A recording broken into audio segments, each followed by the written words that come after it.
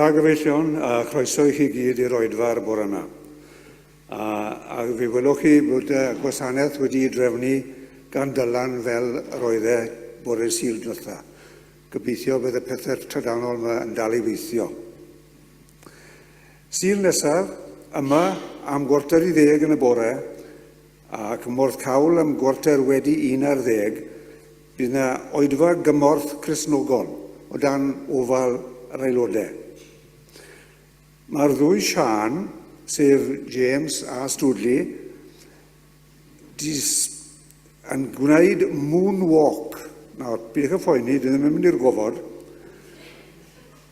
Sef, maen nhw'n gwneud marathon cerdded nos Sadwrn nesaf yn Llundain i gael codi arian i gancer y fron.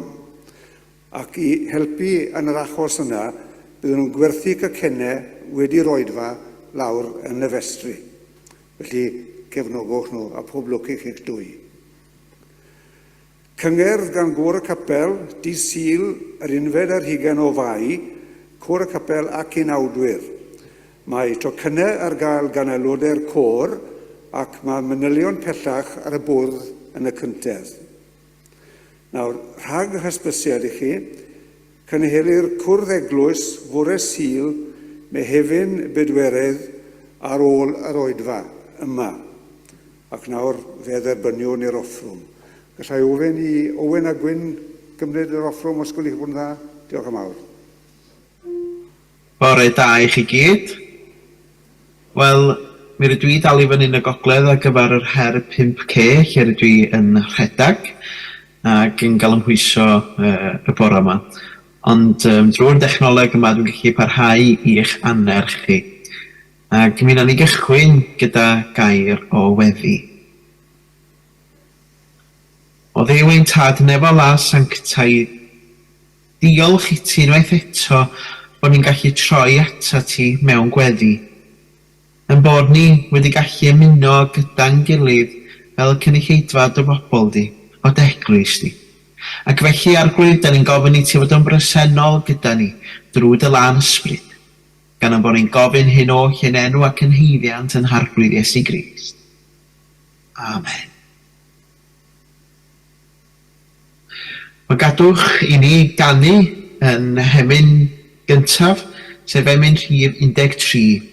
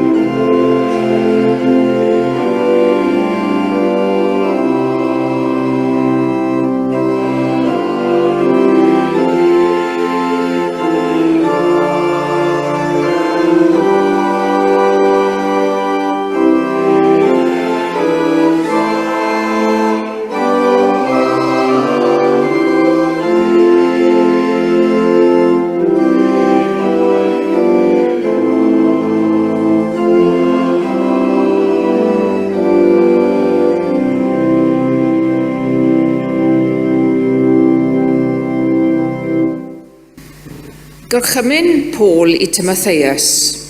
Ond rwy ti, Timotheus, yn was I Dduw, felly dianc di rhag pethau felly. Dyle ti wneud dy orau I fyw yn iawn, fel mae Duw am I ti fyw, yn ffyddlon, yn llawn cariad, yn dal ati drwy bopeth ac yn addfwyn. Mae'r bywyd Cristnogol yn gornest yn y Mabolgampau, a rhaid I ti ymdrechu ennill. Bywyd tragwyddol ydy'r wobr. Mae Duw wedi dalw di I hyn ac rwyt wedi dweud yn glir dy fod ti'n credu o flaen llawer y dystion.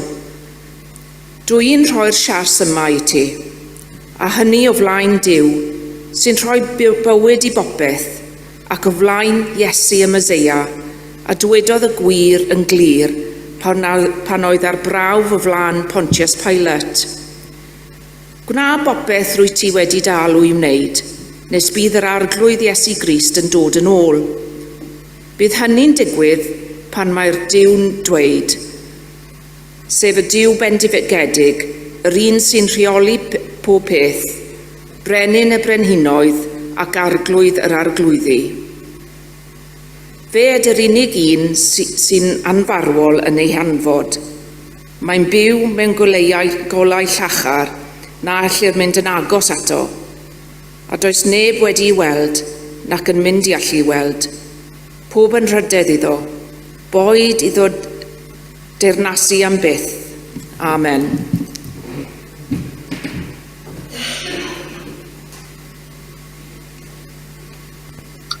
Diolch am y darlleniad yna. Gadwch I ni barhau yn yn haddoliad felly drwy ganu am i'r rhif 766. Addo na fi ti fy niw, rodion ifydd tra bwyf byw, meithrin ysbryd diolchgar mwyn, meddwl pyr heb ddig na chwyn. Ac yn y blaen am i'r rhif 766.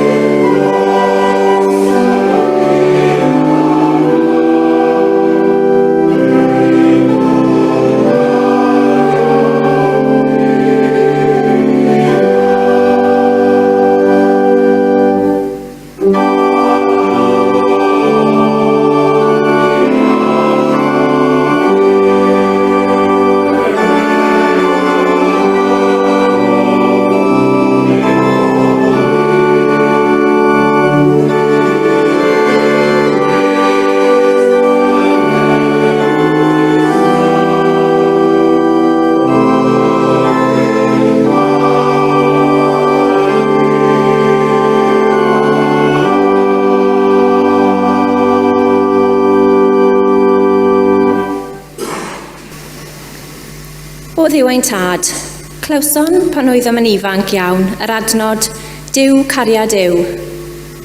Pryn y buasem wedi cymryd unrhyw sylw ohoni, oni bai am gariad y rhai addysgodd I ni. Diolchwn i ti amdanent, ac am i ni gael cibolog ar dy gariad trwyddynt hwy. Wrth i ni dyfu, daethom i ddeall ystyr cariad, a'i fod yn golygu gofal a gofalu. Molwn di am dy gariad tuag atom, am dy ofal amdanom. Molwn di am i ti ein caru'n ddiwahân gan beri'r hael godi ar y drwg a'r da, ac i'r glaw ddisgyn ar y cyfiawn a'r anghyfiawn. Diolch i ti am ewyllistio'r gorau i bawb bob amser. Prawf Duw o'r cariad sydd ganddo tuag atom yw i Grist farw trosom, a ni eto'n bechaduriaid. Molwn di am i ti ein caru yn ddiarbed gan roed y unig fab mwyn i bob un sy'n credu ynddo ef, beidio mynd i ddistryw, ond cael bywyd tragwyddol. Molwn di am fod gariad tuag atom yn ddidroi nôl, ac i'r annwyl fab ddangos hynny'n eglur i ni trwy ei aberth drosom ar y groes. Ymlaen y cerddais dan y groes a'r gwawd, heb neb wrth di. Can llosgi wnaeth dy gariad pyr bob cam, ni allodd angain hun ddiffoddi'r fflam. Molwn di am fod y gariad yn ddigyfnewid. Duw y cariad nad yw'n oeri ydwyd. Wrth i ni edrych ar y groes, gallwn ddweud drachefn gyda'r emynydd, fel fflamau angerddol o dan yw cariad fanwylid o hyd. Cyffeswn o Dduw ein tad gyda llawer iawn o gwylydd, i ti ein caru yn y fath fodd, fod ein cariad ni'n wahanol iawn i'th gariad di. Mae'n cariad ni'n gwahaniaethu rhwng hwn a'r llall, nid ydym yn medru ewylltuso'r gorau i bawb, o dad maddau i ni. Mae'n cariad ni'n mynnu ein harbed ni o hyd. Mae'n hunanol, ac ni allwn rhannu a rhoi fel y gwneithos di. O dad, maddau ni. Mae ein cariad yn medru troi nôl. Byddwn mor aml yn methu a charu hyd yr eithaf. O dad, maddau ni. Mae ein cariad mor gyfnewidiol. Bydd weithiau'n gynnes ac yn amor oer.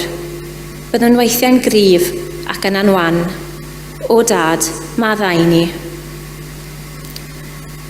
O Dduw ein tad, cynorthwyo ni i edrych drachefn ar ein harglwydd croesoliedig a gweld ynddo ef hyd a lled, uchder a dymder dy gariad tuag atom. Dy gariad cryf rho'n fy ysbryd gwan.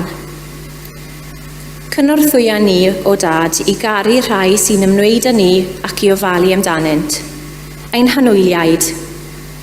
O cynorthwyo ni yw caru trwy ofalu'n fwy tyner amdanynt. Ein cymdogion. O cynorthwyo ni yw caru hwy fel ni ein hunain. Ein cryd Cristnogion a sawl enwad a thraddodiad. Cofiwn eiriau'n harglwydd. Cerwch eich gilydd fel y cerais i chwi. Ein gelynion. Cerwch eich gelynion, gweddiwch dros yr rhai sy'n eich erlyd. Ni allwn wneud hyn o arglwydd o'n trwy dy nerth a thras di dy hun. Clywyn gweddi dros bawb y mae angen diddanwch a nerth dy gariad di syflarnynt. Cyflwyno neith sylw y rhai nad oes ganddynt adnabyddiaeth ohono ti ath gariad. Cyflwyno neith sylw y rhai nad oes ganddynt neb i'w caru. Cyflwyno neith sylw y rhai sy'n dioddef a iechyd o bob math ac sy'n ofni'r dyfodol. Cyflwyno neith sylw y rhai sy'n galaru am ei hanwyliaid. Cyflwyno neith sylw y rhai sy'n dioddef mewn newyn a thlodi ac anghyfiawnder. Cyflwyno neith sylw bawb sy'n ceisio ffordd cymod a chario rhwng bobl a'i gilydd.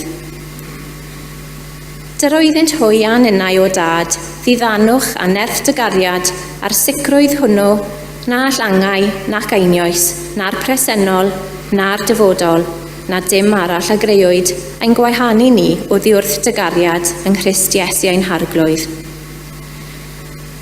Derbyn ein diolch o Dduw am dy gariad ac am dy ofol, tymhorol a thrygwyddol amdano. trwy Iesu Grist. Amen. Gadewch i ni gyd adro ddyweddiad ysgodd Iesu i ni. Ein tad, yr hwnnwyt yn y nefoedd, sancteiddiau'r dyn. Gwneud dy wyllus, megis yn y nef, felly ar y ddaiar hefyd. Dyro i ni heddiw ein bara beunyddiol, a maddau i ni ein dyledio, fel y maddeuwn yn ein dyledwyr, ac nac arwain ni profetigaeth, eithyr gwared ni rhag drwg, canes eiddo tiw y deyrnas, a'r nerth, a'r gogoniant, yn oes oesoedd. Amen.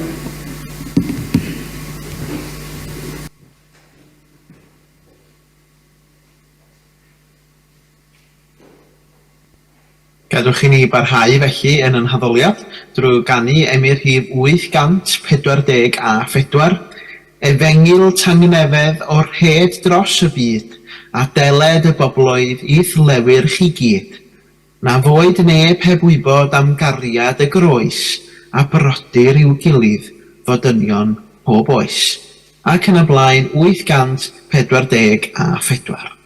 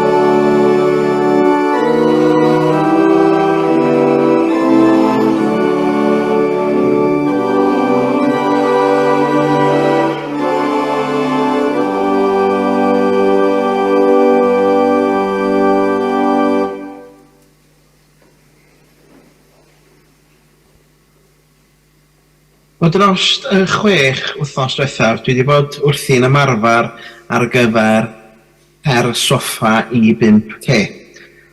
Hynny ydy'r rhedeg 5 kilometr sydd yn digwydd pen wythnos yma, ac erbyn i chi wylio y fideo yma, mi fyddai wedi gwneud yr her 5K bore ddoe. A hynny yn y Bala. I rywun sy'n rioed wedi rhedeg yn ei fywyd, dim ond pan oedd o'n rhedeg ar ôl y fan hufen iâ, mae cychwyn o'r newydd yn sialans yn dydi. Mae pethau'n brifo, yr anadl yn anodd, y cyhyrau yn brifo hefyd. A mae o mor hawdd yn dydi rhoi fyny. Rhoi'r ffidil yn y to, neu yn hytrach taflu'r sgidiau'r rhedeg i gefn y wardrob. Os na adega lle rydyn ni yn rhoi'r ffidil yn y to, boed hynny wrth genhadu neu yn bywyd ysbrydol, oes adega lle rydyn ni yn rhoi fyny'n rhy hawdd fel unigolion, fel eglwys neu fel enwad. Am yr ychydig funudau nesaf, trafodwch be ydy'r heria sydd yn rwystra i ni, neu sydd yn gwneud i ni ddeud bod hyn rhy anodd.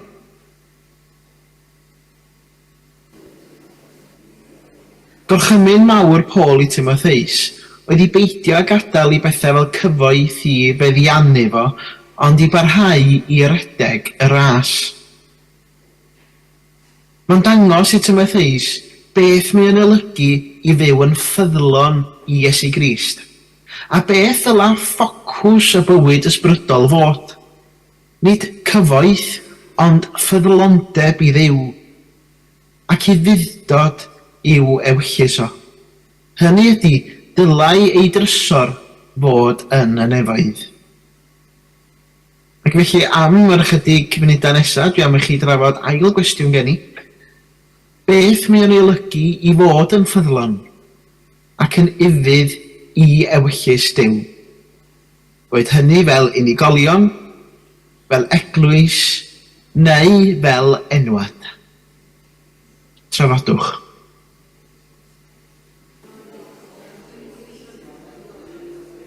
Beth yw ffyddlondeb ac ufuddod felly?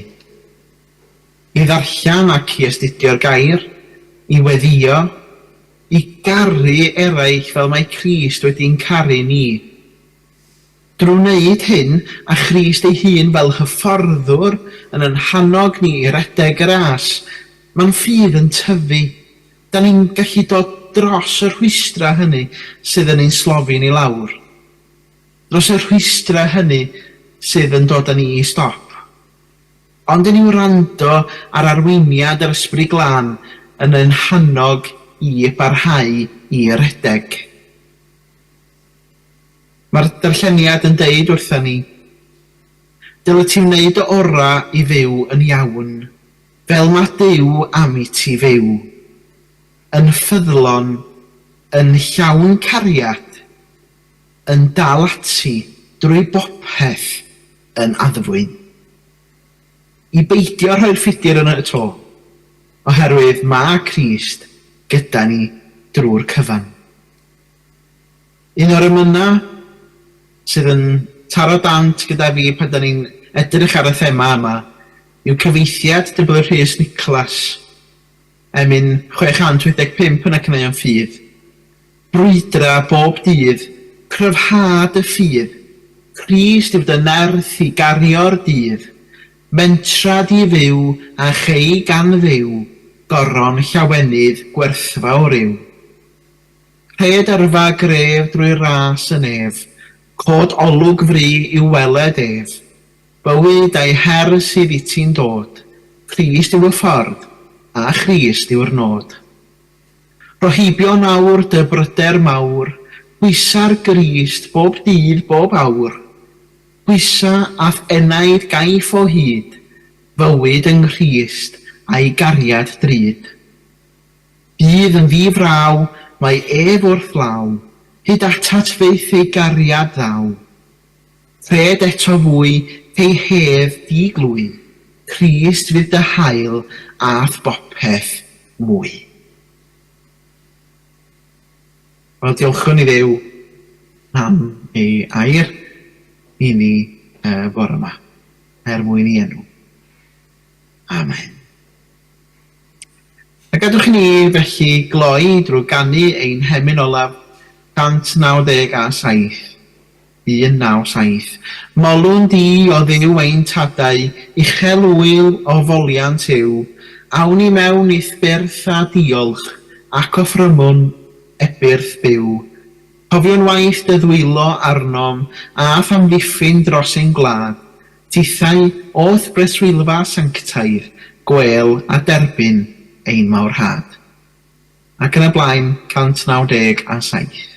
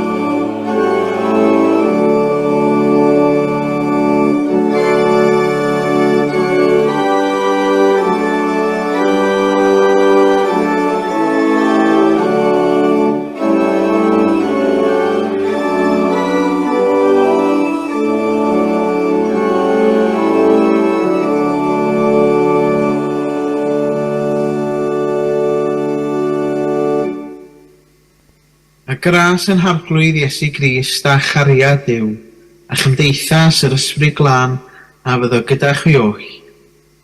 Amen.